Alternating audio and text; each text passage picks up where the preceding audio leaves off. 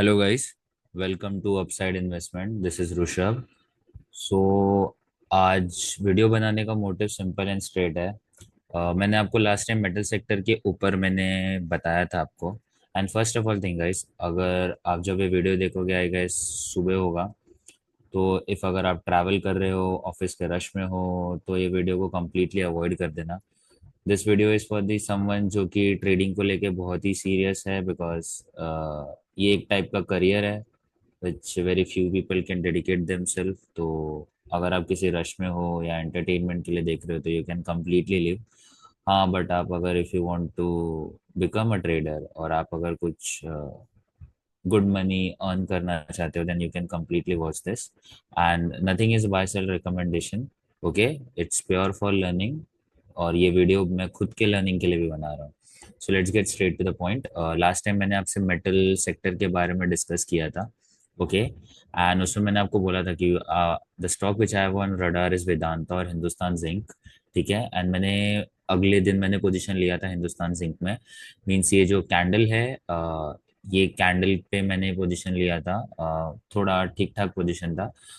This is for the last time मैंने जैसे आपको दिखाया था कि कुछ समथिंग 8.5 या कुछ था।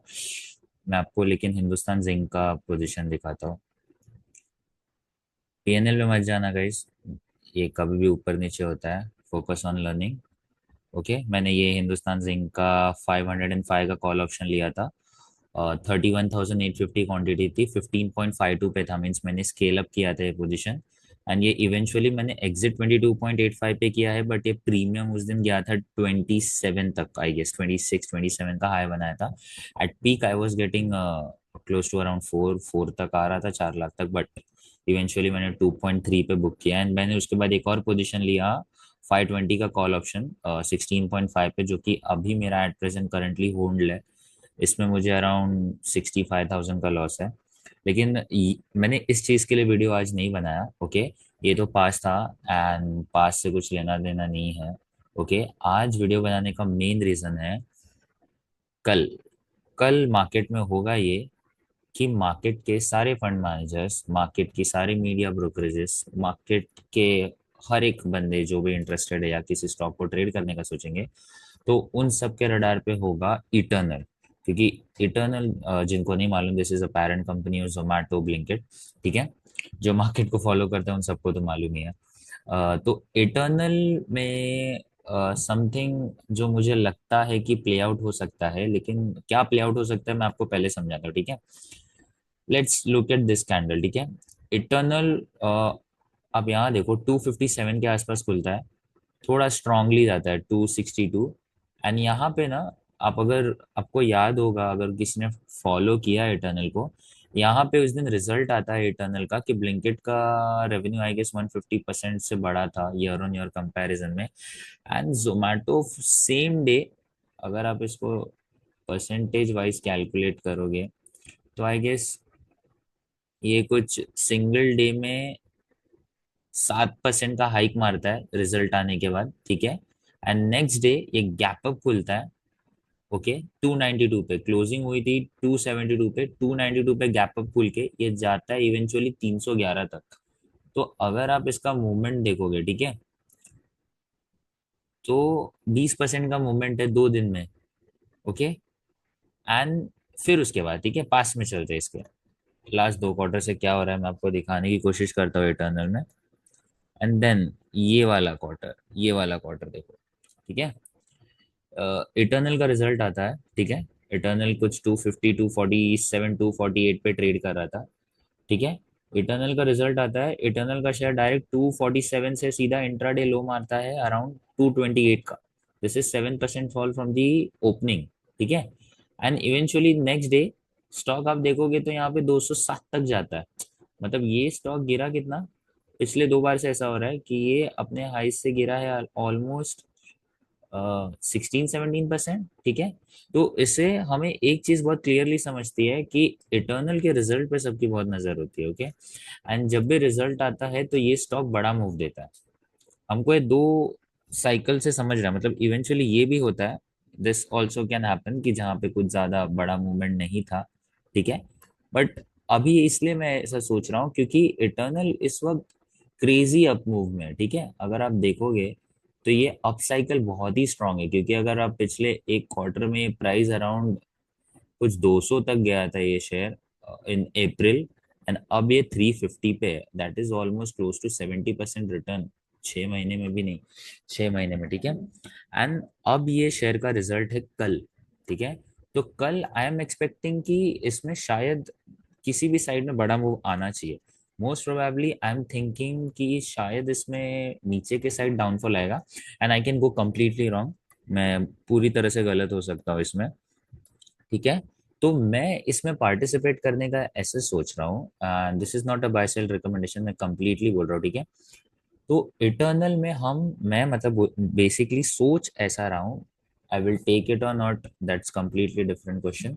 लेकिन ऐसा है कि मुझे क्यों लग रहा है, क्योंकि इटर्नल के अगर आप एक्सपेक्टेशंस मार्केट में जाके देखोगे ना, एवरीबडी इज प्रिडिक्टिंग कि इनका मार्जिन बढ़ेगा, इनके रेवेन्यूज बढ़ेंगे, ब्लिंकिट का स्टोर काउंट बढ़ेगा, जोमैटो का जो डिलीवरी बिजनेस है that will also grow at a decent pace, 20-25% का ग्रोथ उसमें भी आएगा।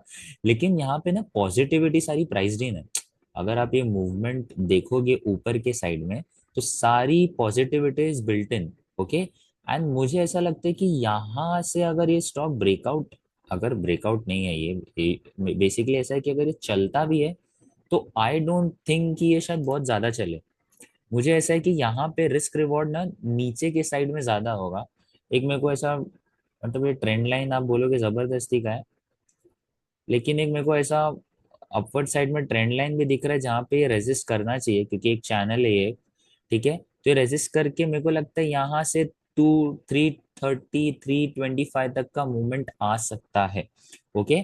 सो how I am going to participate into this, कि मैं शायद 330 का पुट ऑप्शन खरीदूंगा, ओके। एंड सेम वे मैं 370 का कॉल ऑप्शन भी खरीदूंगा। दिस इज बेसिकली हेजिंग होता है, आप इतना समझ लो कि अगर मैं यहाँ पे ही पोजीशन खरीदता हूँ, मैं यहाँ पे ही पोजीशन खरीदता हूँ, और मैं सेम क्वांटिटी नहीं खरीदूंगा।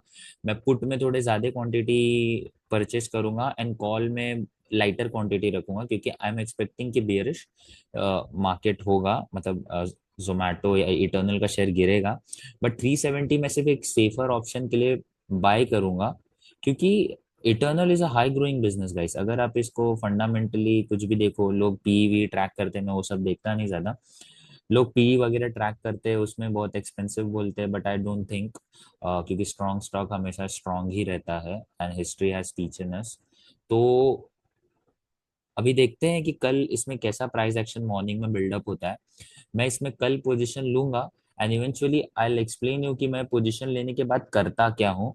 आई एम एक्सपेक्टिंग, मैं वन सेकेंड बोल रहा हूँ, कि मैं 330 का पुट ऑप्शन लूंगा, आई गेस मैं 3 लाख तक का पोजीशन इसमें लूंगा, एंड 1 लाख का पोजीशन में 365 या 370 के कॉल ऑप्शन में लूंगा, अपने पोजीशन को हेज करने के लिए। जिसको ये हेजिंग मैकेनिज्म नहीं मालूम, you can just go to the YouTube, आप ये बेसिक कहीं भी इंट्रा मतलब गूगल पे या यूट्यूब पे देखोगे तो आपको समझ जाएगा ये कोई बड़ी बात नहीं है। बट इटर्नल पे फोकस करना गाइस, क्योंकि वी एज अ ट्रेडर हमें ऐसा ही स्टॉक या ऐसा ही मार्केट चाहिए जहाँ पे हाई वोलेटिलिटी होती है। That's where the traders earn, right. Because हमें साइडवेज मार्केट या कुछ ट्रेंडिंग मार्केट, साइडवेज मार्केट में पैसा नहीं बनता, पैसा हमेशा से ट्रेंडिंग मार्केट में बनता है। And Eternal is a trending stock. आप देखोगे कि हर ब्रोकरेज हाउस, हर मीडिया हाउस, हर एक इस कंपनी को पसंद करते हैं, because this is a new business जो किसी को समझता नहीं है। And as a human mentality, जो चीज हमें समझती नहीं है वो हमेशा हम ट्राई करते हैं कि उसको समझे, उसको कुछ करे। एंड इटर्नल के रिजल्ट से ज्यादा इटर्नल के जो शेयर होल्डर लेटर्स पब्लिश होते हैं after the what I would say result, तो वो भी बहुत क्रूशियल होगा देखना, क्योंकि उसके बेसिस पे गोइंग फॉरवर्ड डायरेक्शन हमें डिसाइड होगा। तो that's it for today. I hope आपको ये समझ आया होगा what I was trying to explain, ठीक है। So that's it, till then good night, sorry good morning आपके लिए, एंड बाय।